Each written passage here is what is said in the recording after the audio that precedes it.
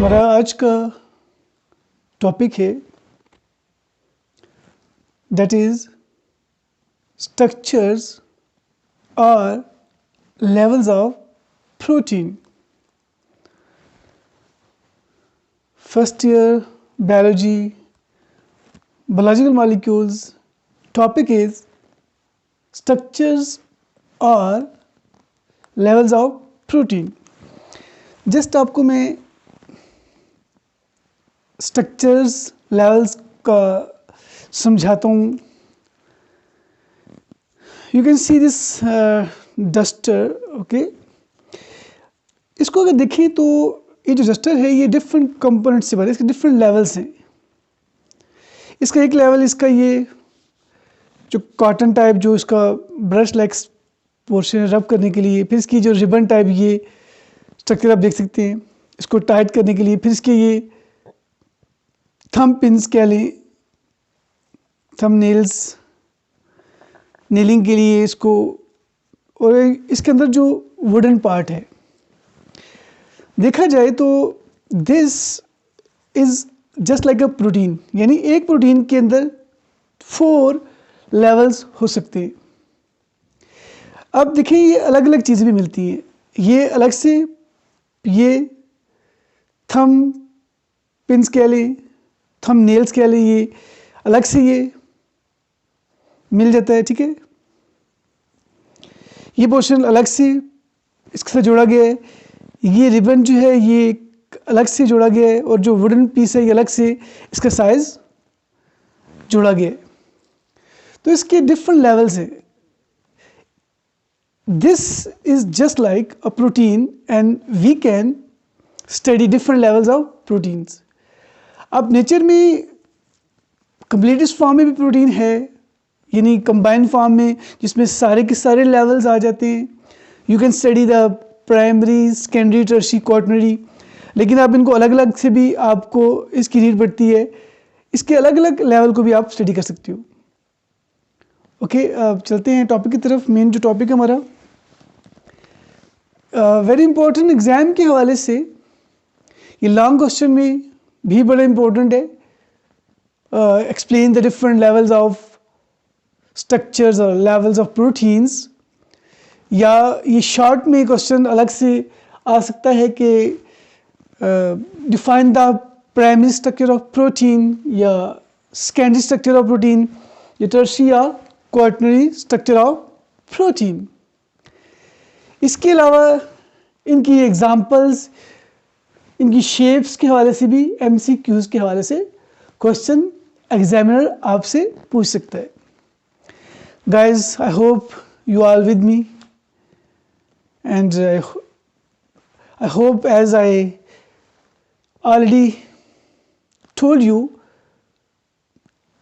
कि जब भी आप क्लास लें तो चाहे ऑनलाइन चाहे ऑफलाइन, तो please enjoy the lecture, the lesson, okay, right।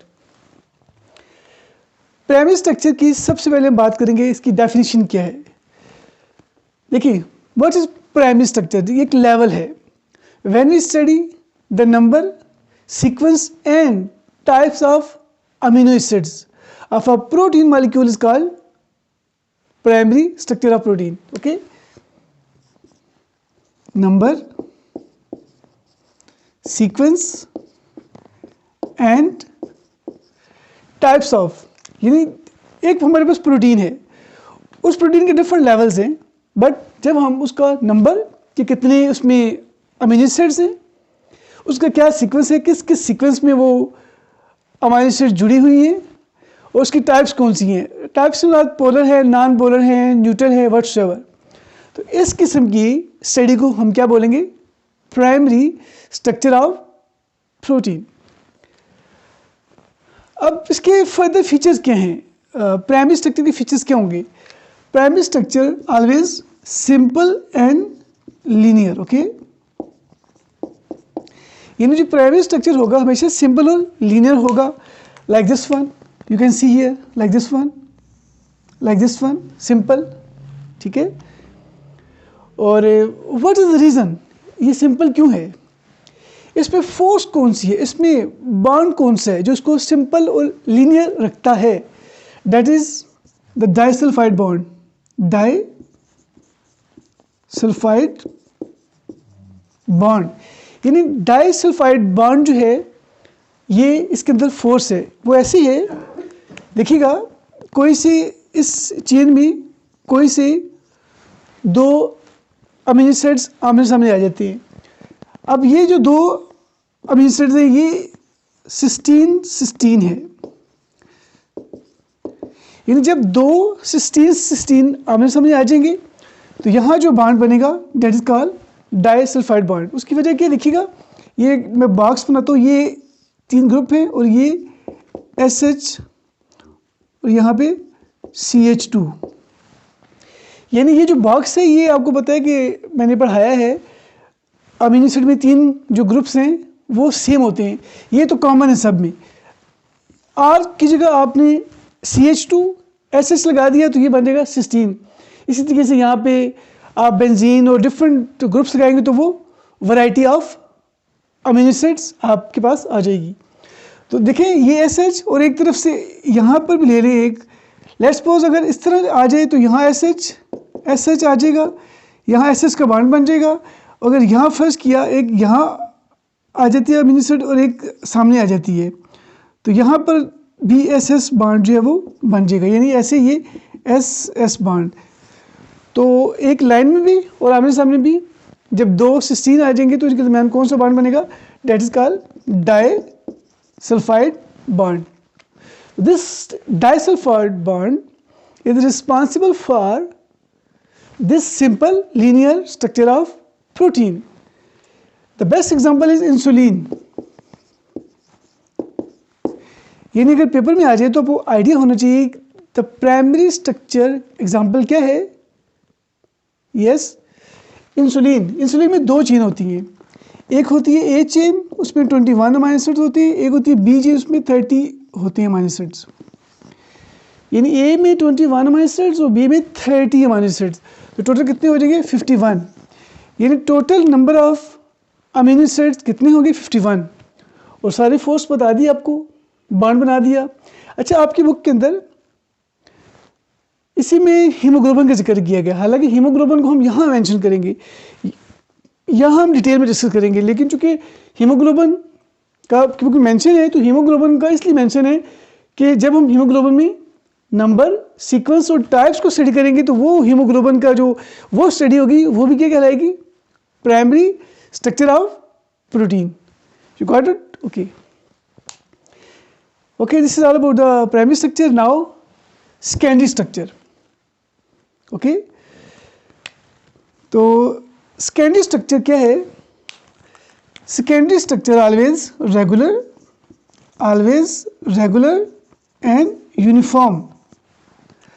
आप बताएंगे कि जो सेकेंडरी स्ट्रक्चर होगा वो हमेशा क्या होगा, यूनिफॉर्म होगा और रेगुलर होगा। और इसमें क्या होगा, example is and always in the form of, किस फॉर्म में होगी, always in alpha helical form and beta pleated sheet. यानी रेगुलर यूनिफॉर्म होगा और सम इसमें जो शेप होगी वो अल्फा हेलिकल फॉर्म में होगी, like this one alpha helical form में होगी, या बीटा प्लेटेड शीट, ये अल्फा हेलिकल और ये बीटा प्लेटेड शीट। अब ये देखिएगा ये सिंपल और लीनियर नहीं है। अब क्या वजह है, what is the reason here why they are alpha helical, why they are regular, and why they in this form? Make sure in nature secondary structures always regular and uniform. Okay, and here which bond, which force that make this regular shape of the protein, that is the hydrogen bonding. The force is called hydrogen bonding. Okay, mean the hydrogen bonding responsible for such structures.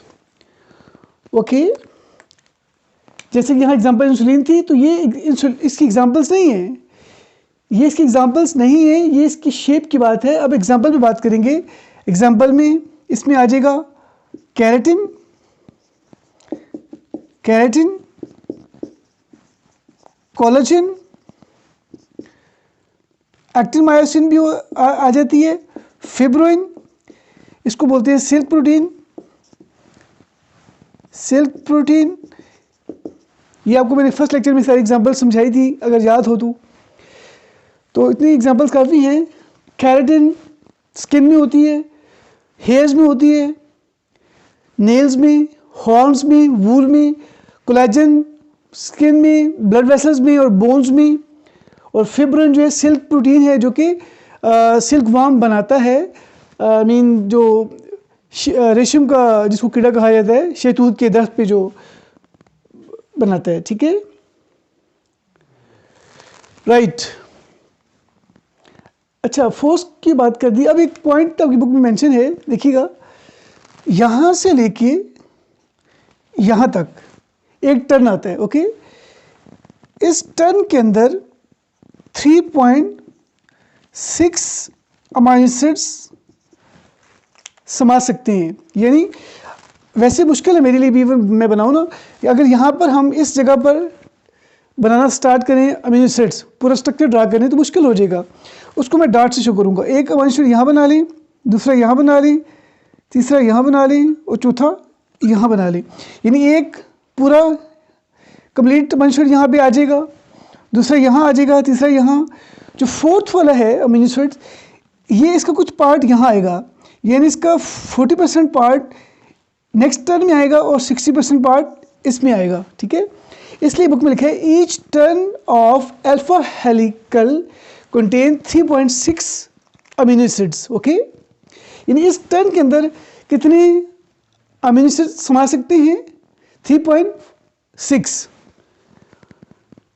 Right, and this is called the secondary structure. Make sure secondary structure make the structure of the cell, यानी ये structure produce होती हैं जो secondary हैं. Next आइएगा जी, tertiary structure. अच्छा, एक point बताना आपको मैं भूल गया, स्टार्ट में बताना चाहिए था. इसके अलावा प्राइमरी स्ट्रक्चर के अलावा सारे जो स्ट्रक्चर्स हैं ये नॉन कोवेलेंटली बॉन्डेड है. तो ये क्या होगा? That is covalently bonded. Okay, यानी primary structure is only covalent bond, covalently bonded. In disulphide covalent bond है. बाकी जो सारे हैं secondary, tertiary, quaternary, they are non covalent bond. Okay, इसमें नॉन कोवेलेंट बॉन्ड हाइड्रोजन था. यहाँ बात करते हैं tertiary structure, third level. Tertiary structure irregular, irregular and non-uniform, non-uniform mean जो टर्शियरी स्ट्रक्चर होगा always irregular and non-uniform and some part alpha helical, some part beta pleated sheet, thus again zigzag or irregular to make more or less spherical structure like this one. Again repeat, tertiary structure कैसे आप define करोगे? Tertiary structure always irregular, non-uniform and in the form of alpha helical and beta, mean some part alpha helical, some part beta, and thus again irregular to make more or less compact structure, that is called tertiary structure. Okay, now this is the tertiary structure, and make sure tertiary and quaternary, these are called 3D. These are called 3D. 3D mean 3-dimensional. Okay, and why like this one? Why like this one? You can see here, please, some part alpha helical, some part beta, thus irregular, this one, okay? Mean again, if you see, some part alpha helical, some part beta, thus some alpha beta, like this one. Why this in such shape? Okay, why? Because of the force, the first force called ionic force, ionic bond. Second force, hydrophobic. Third, if present, hydrogen bonding. Fourth, if disulfide. Okay, अगर excuse में आ जाए कि which force responsible for such tertiary structure of protein, your answer will be the key force ionic, mean ionic force responsible है उसकी shape बनाने में, then hydrophobic force है, then hydrogen है, and then if present the disulfide, कुछ sugar में होती है तो। अच्छा, एक और बड़े इंपॉर्टेंट पॉइंट के तो चलते हैं, ये आप शेप देख सकते हैं, जब ये सॉल्यूशन के अंदर, सेल के अंदर जब जैसी प्रोटीन बनती है तो this attain a particular shape, and you know shape determine the function. होता क्या है, this when soluble, when in aqueous media, the polar amino acids come on the surface like this one. जो polar amino acids हैं वो surface पर आ जाते हैं and they make hydrophilic part, यानी जो periphery पर आते हैं they make hydrophilic part, और जो अंदर वाले पोर्शन पे हैं वो बनाएंगे हाइड्रोफोबिक, यानी हाइड्रोफोबिक जो है वो away from the water and hydrophilic towards water, यानी इस तरीके से ये अपने आप को अटेन करता है। ये जो प्रोटीन है, ये जो चेन है अमीनो एसिड्स की, के पेरिफेरी पर सारे आ जाते हैं polar molecule, polar amino acids, because they have to interact with water, वो वाटर के साथ उन्हें इंटरेक्ट करना होता है, ये अंदर से सारा पानी निकलता जाता है और पानी सारा बाहर आ जाता है, उस तरफ सारे आ जाते हैं पोलर और अंदर सारे होते हैं non polar. This is the beauty of this interaction of different amino acids because of the polarity, non-polarity. Okay, right? Now the example. Okay, the examples are all enzymes and antibodies and hormones. कौन से hormones? Protein hormones, क्योंकि hormones की different nature होती है, amino acids, steroid and proteins. Okay, the examples are enzymes. All enzymes are globular, antibodies are globular, hormones also globular, and they are tertiary in nature. Okay, now the quaternary structure of protein. Yes, सबसे पहले आप define करोगे quaternary structure, the association of different polypeptide chains more than two. Okay, the association of different polypeptide chains combine to make globular structure. This is called quaternary structure. You can see here like this one chain, second chain, third chain and fourth chain. इसको थोड़ा सा और मैं global करता हूँ, ये 4 chains है। मैंने कहा कि when different polypeptide chains more than 2, दो से ज़्यादा combine to make global structure, this is called quaternary structure. देखिएगा this one, okay, this one, and you can say this one. This is more or less globular. Okay, and this is alpha, this is alpha. 2 alpha chain होती है और 2 beta. Okay, alpha and beta, not beta, just one. Okay, this is the structure of hemoglobin. The example is hemoglobin.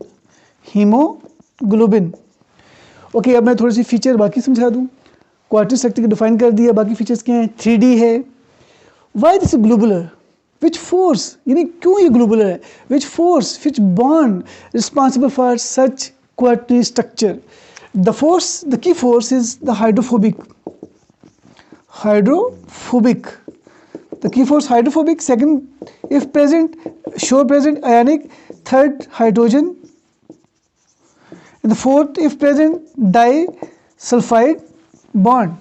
Okay, अगर MCQ में आए थे which bond force responsible for quaternion structure, तो की force जो है वो हाइड्रोफोबिक है जो उसको ग्लोबल बनाती है। फिर सेकंड आयनिक है, देखिए आयनिक यहाँ भी इसको ग्लोबल बना रही है, इसका यहाँ भी रोल है। देन हाइड्रोजन बाइंडिंग जो कि इंडिविजुअल अमीनो एसिड के दरमियान में होती है। Then disulphide, this is globular. The best example is haemoglobin, haemoglobin is called tetramer, tetramer, tetramer mean 4 chains, 2 alpha 2 beta. Okay, then I have to explain further. Okay, there are 4 chains of hemoglobin, mean each hemoglobin molecule have 4 chains, 2 alpha chains, 2 beta chains. each alpha को खोलें तो each alpha के अंदर 141 amino acids हैं। इसके अंदर कितनी होंगी, 141। अगर बीटा को खोलें तो 146 अमीनो एसिड्स, इसे खोलेंगे तो 146। और 141 को ऐड कर दें तो 282 आ जाएगा। 146 को ऐड कर दें तो 292 आ जाएगा।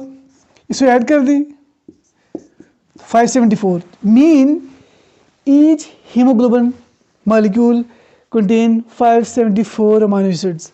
How many chains? 4, 2 alpha, 2 beta. Okay, one more thing. Each chain having a pocket, this like ये आपको ग्रीन नज़र आ रहा है, आई होप। हर चेन के अंदर एक पॉकेट है, इस पॉकेट को बोलते हैं हीम, इसे बोलते हैं haem, this is called haem. और इस हीम के अंदर, इस पॉकेट के अंदर, हीम के अंदर होता है फेरस। क्या होते हैं? फेरस। ओके, और इस फेरस के साथ क्या बाइंड करता है? ऑक्सीजन। यानी क्या मतलब हुआ? Each chain has 1 haem group, 1 pocket, each chain के साथ एक ऑक्सीजन मॉलिक्यूल बाइंड करता है। तो एक पूरे हीमोग्लोबिन के साथ कितने मॉलिक्यूल बाइंड करेंगी? 4 करेंगे ना, 4 चेन्स हैं, 4 हीम ग्रुप से, तो 4 जो है वो ऑक्सीजन मॉलिक्यूल बाइंड करेंगे। एटम कितने होंगे? 8। अगर आपको क्वेश्चन दे दी जाए कि अगर 1000 हीमोग्लोबिन मॉलिक्यूल हैं तो how many oxygen molecule carry, तो आप 4 से मल्टीप्लाई कर दोगे, 4000 ऑक्सीजन मॉलिक्यूल बाइंड करेंगे। क्योंकि एक हीमोग्लोबिन के साथ 4 हैं तो 1000 से 4 को मल्टीप्लाई कर देंगे। ओके, दिस ये भी एमसीक्यू में आ सकता है चेन के हवाले से। ऑल फीचर्स मैंने बता दिए। अभी मैं इन चारों को ना स्ट्रक्चर्स को बड़ी इंटरेस्टिंग एग्जांपल है, you will enjoy and you will remember. आप लड़कों के बाल तो लड़के कम बाल रखते हैं, लड़कियों के बाल चूँकि लंबे होते हैं, तो उन बालों को मैं कंपेयर करूँगा विद दीज 4 स्ट्रक्चर। देखिएगा, ठीक है।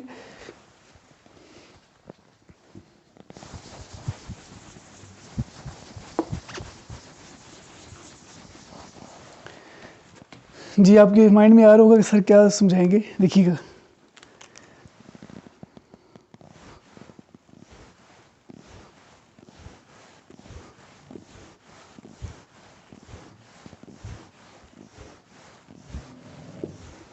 ये खुले बाल, ठीक है ना।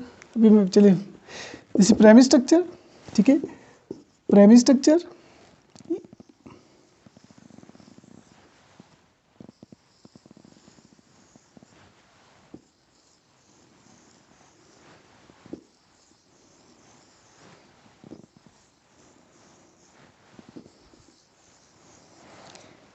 ये सेकेंडरी स्ट्रक्चर, ठीक है,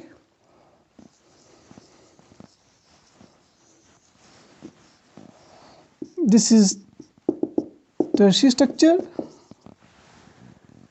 और फोर्थ देखिएगा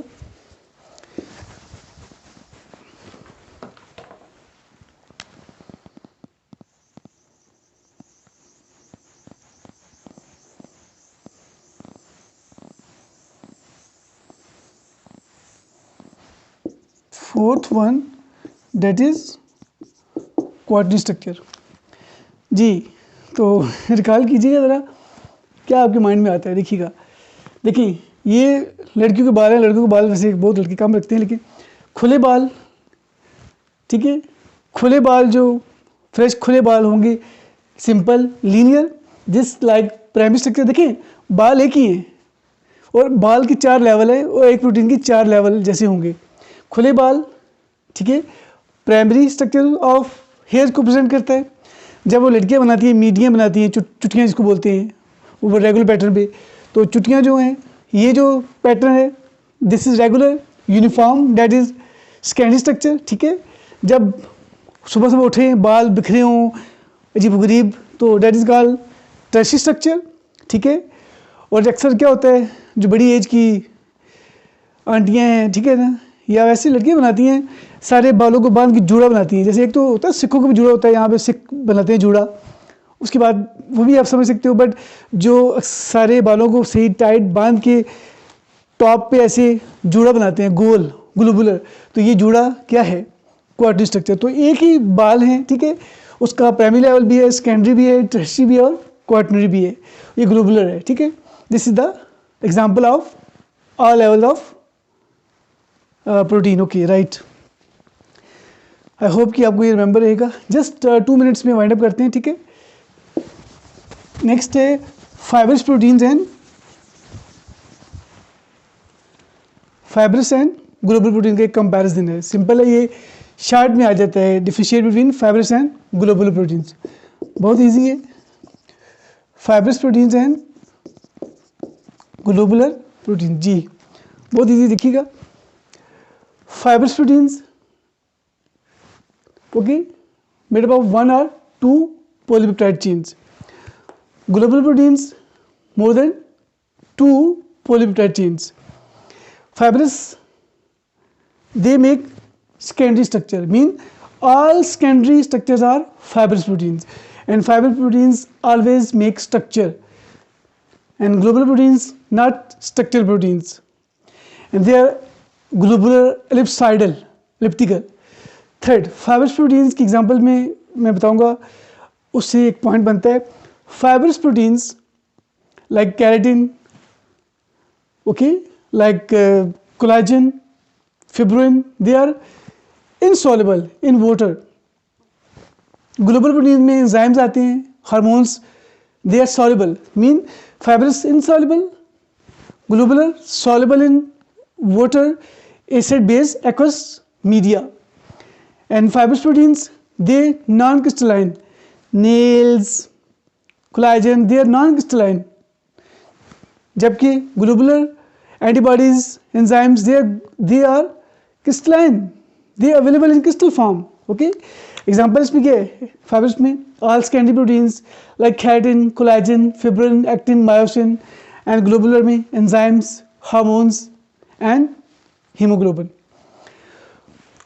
Okay guys, my students, God bless you. This is all about the levels of protein, structure of protein. Okay, take care, bye bye, see you.